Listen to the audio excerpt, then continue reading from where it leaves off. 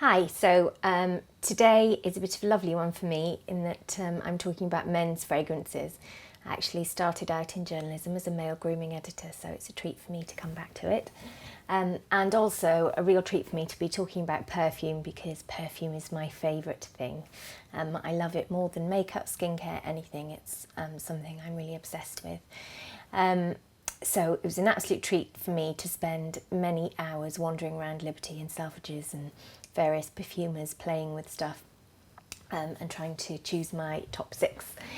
The things that are important for me about fragrance, some of them will be unpopular, some of them may be things you haven't heard before, but I really hate cheap perfume. I think it's horrible and nasty.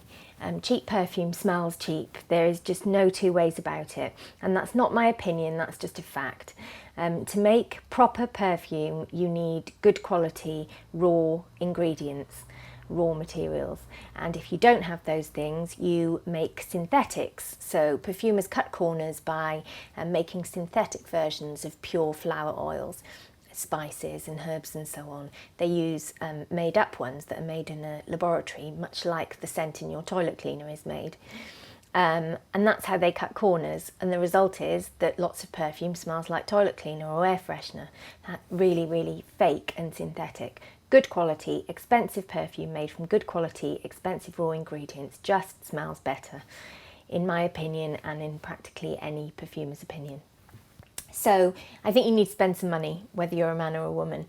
But that doesn't mean to say you need to spend hundreds and hundreds of pounds at all. But you just need to be a bit more canny about how you spend your money.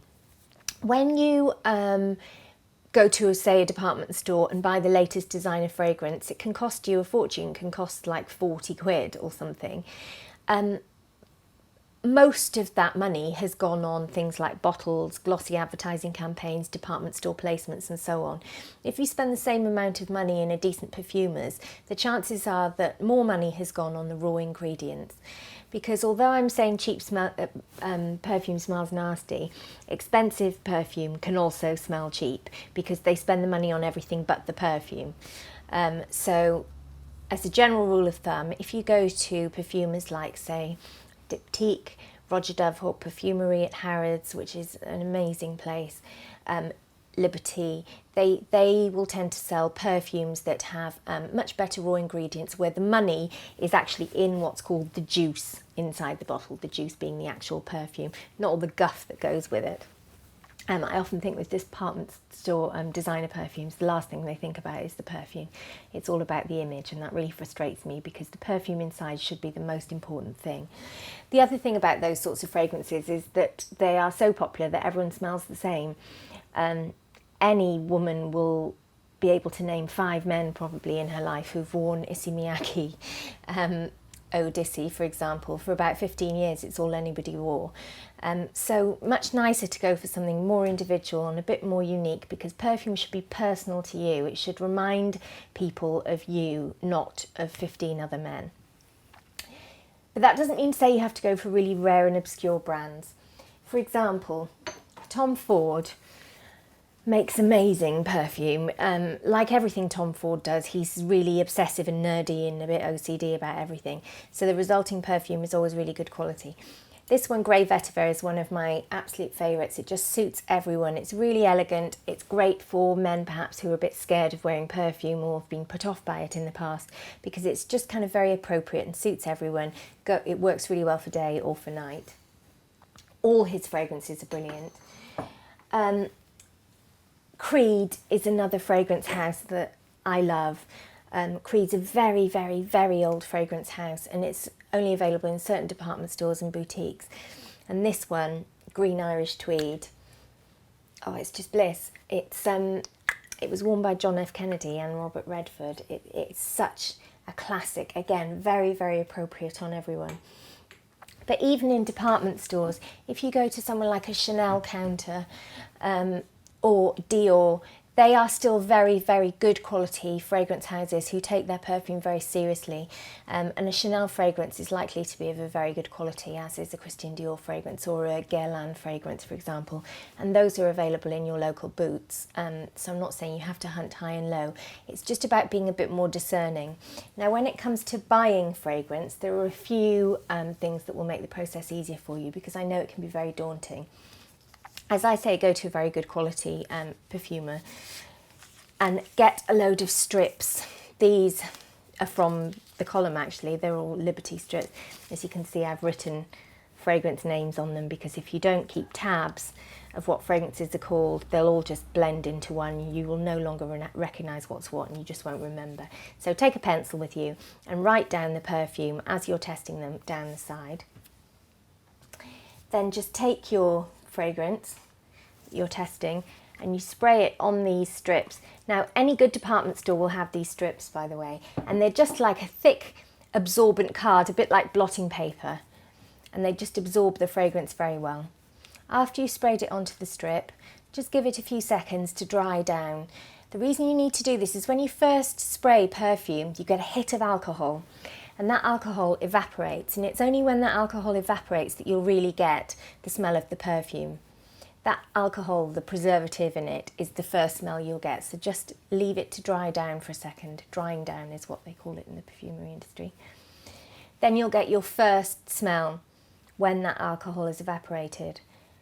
But then what will happen over the next hour or so is the fragrance will really develop, and what will generally happen is it'll become more soft and more powdery smelling. So it's really important not to make a snap decision and to just sit with it a while.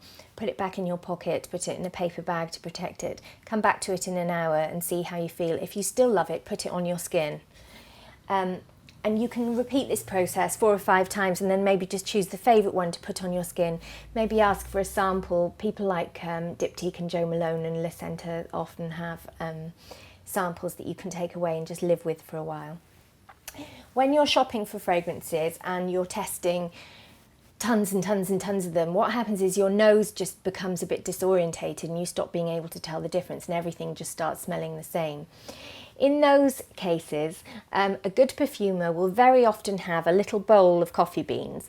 And coffee beans are what the perfumery industry has long since used to sort of cleanse the olfactory palate. So in between sniffs of perfume, if you sniff coffee beans, that should get things back to normal so you can smell the new fragrance afresh.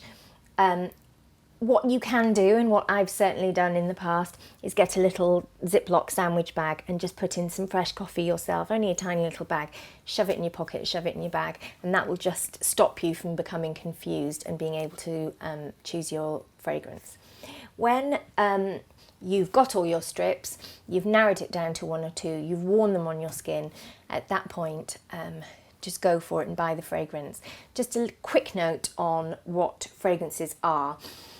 Generally, perfumes come in pure perfume, eau de parfum, which is a little bit weaker, and eau de toilette, which is weaker again. It is a very common misconception that perfume is strong and eau de toilette is light. It's not the case at all. Perfume is more concentrated and more potent, but actually it generally smells softer than an eau de toilette. An eau de toilette will smell more alcoholic, more acidic, whereas a perfume will be soft and powdery and rely more on its ingredients to give it a hit. So please don't be fooled into thinking that perfume's strong and sort of heady and eau de toilette's lovely and fresh and light. It's just completely not true. The advantage that pure perfume does offer is that it lasts much longer. It tends to have a more rich smell and it lasts a lot longer, so just a squirt in the morning should see you through to evening, and maybe a top up if you're going to a party or something. It is very expensive though, pure perfume, so most people agree that probably the best compromise is an eau de parfum. This is an eau de parfum by Byredo. Byredo is an amazing brand sold in Liberties. An eau de parfum is just something in the middle of an eau de toilette and a pure perfume. So lovely, it just smells really good quality and expensive, and it doesn't smell of any one person. It's something that would adapt to the wearer beautifully. rather than, I hate that thing of like walking down the street and going, oh, he's wearing the latest Calvin Klein, he's wearing the latest Burberry, he's wearing the latest Issey Miyake. I hate that. You know, your perfume is not meant to wear you, you're meant to wear your perfume and adapt it to yourself. And the best way of doing that is getting a good quality perfume, going to a really good quality perfumer and letting them help guide you through the process, because I know it can be a daunting business. Anyway, my all-time 6 favourite men's fragrances are in the column. It was a very lovely job to do, but I look forward to hearing what your favourites are. Thanks very much. Bye.